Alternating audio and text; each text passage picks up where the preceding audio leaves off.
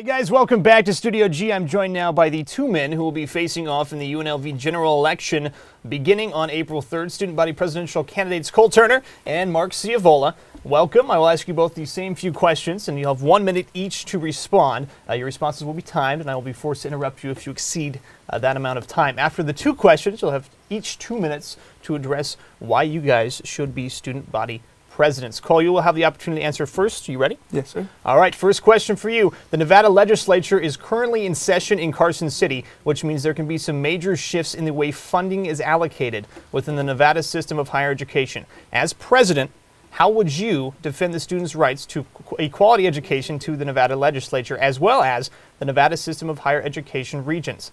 You have 1 minute to answer. Your time starts now. Well, under the current funding formula, students in all schools, especially Northern Nevada, such as Grand Basin Community College, are getting more money per student than UNLV.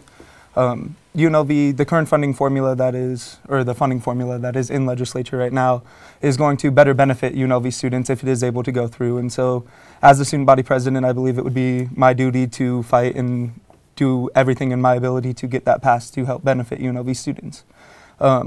It immediately will affect students in the sense that there will be more money in UNLV for them to be able to spend and help each other, or do whatever they need to do to benefit UNLV students, as well as flipping the way that the budget is allocated in future, because it's going to be giving students more money, or giving the school more money if the school is putting out students rather than for the students they take in. And so it's going to give the school more motive to work harder to give better education to the students. Perfect. Thank you very much, Cole.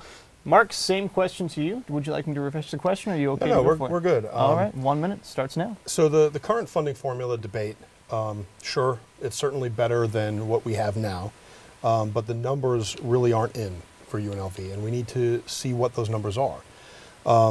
It could generate an additional $2 million a year for UNLV. It could also cost us $6 million. And obviously, if it costs us $6 million, it's probably not something we want to get behind. And so we need to wait and see, and can't be too eager to get behind something that we don't fully understand yet. But what I will say is that the additional revenues that will be coming in, where they're spent is perhaps the most important part of this conversation. We had an 8% tuition increase in December of 2011 that the previous student body president supported. We were told that student services would improve. They have not. We were told that student class accessibility would improve. They have not. And the number one priority now for this administration is an increase in faculty and staff pay, which is not pro-student. So we need to make sure that we're looking out for students every step of the way, even if it's not a popular decision with the administration. Perfect. Thank you very much, Mark. All right, guys, question number 2 now. As we know, the Regional Transportation Commission recently broke ground to build a transit center here on campus, taking away several parking spaces from students and staff. Mark, you said yourself in an interview with the Rebel Yell that the parking issue will likely not be fixed while any of us are still in school. What is the short-term solution to the issue of parking here on campus? Mark, we'll start with you this time. You have 1 minute to answer. Your time starts now. Sure. Well, the transit center project is awful, in my opinion, and I don't support it, but it was 3 years in the making, and so there wasn't much anyone could do about it. The master plan calls for 9 parking garages. That obviously will solve the problems.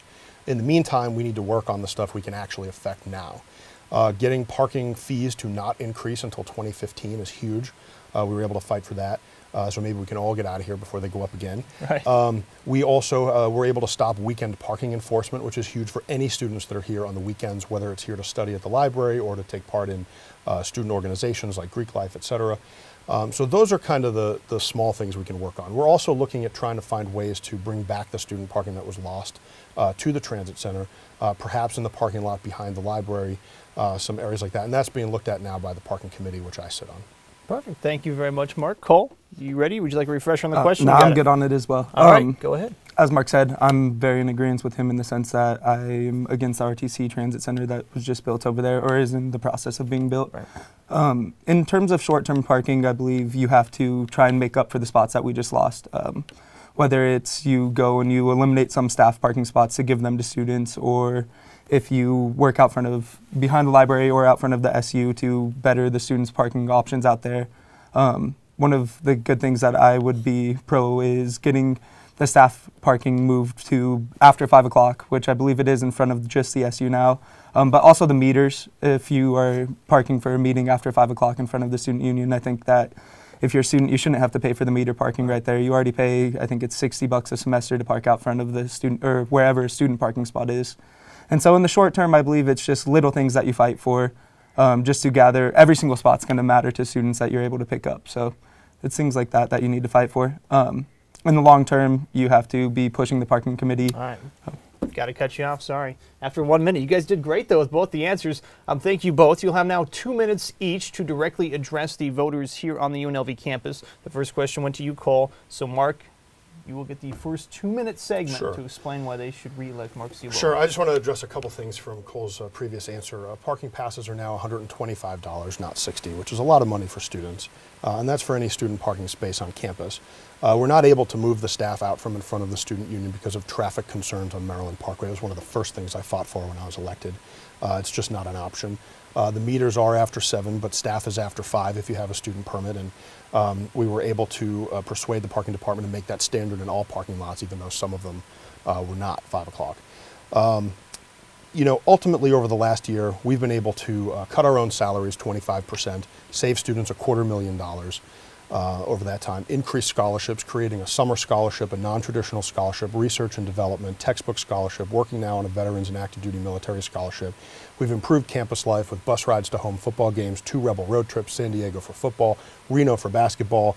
We funded the UNLV CSUN preschool with a permanent bylaw. We've made the game room in the student union free for indefinitely. We sponsored Greek Week to bring more Greeks into CSUN, doubled the number of Greeks in CSUN so they're properly represented.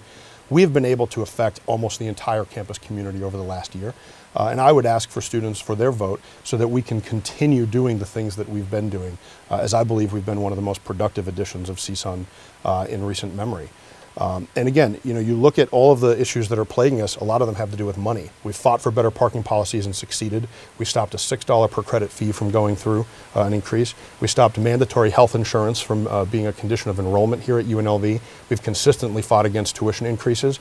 And so while I respect Cole Turner deeply, and he works for me now as an assistant campus life director, the job of student body president is bigger than just campus life. You need somebody that's going to go to bat for students on these issues. We've done that. We've been successful at that, and I think we've earned a second term. Perfect. Thank you very much, Mark.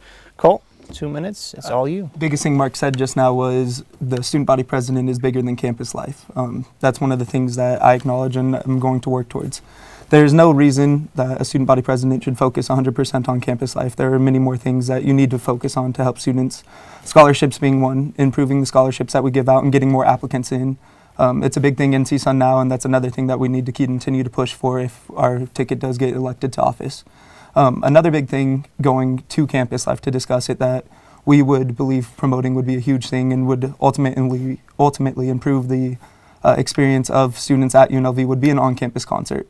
As CSUN is working on now, and I believe they passed 10 to 9 last night, but that's one thing that we would like to work on. Not just one, but if you have one in the fall and one in the spring, to give all the seniors on campus what they've been waiting 4 years for. It's a huge thing to me. It's something that all students on UNLV want and all students on UNLV deserve. It's something that they're going to be able to remember their college experience by. Moving from campus life, we are all in the same agreement that the student body president's duty is to fight for students in terms to save them money in every aspect possible. If you're a student body president and you get up there and you don't do that, then there's no reason you should be elected to the office in the first place. All right, perfect. Well, Cole, thank you so much for joining us in the studio today. Mark, thank you. Best of luck to both of you guys, gentlemen. And that's going to do it for today's show. I'd like to thank candidates Cole Turner and Mark Ciavola for joining me. The general elections are happening Wednesday, April 3rd on campus and online until April 4th through My UNLV.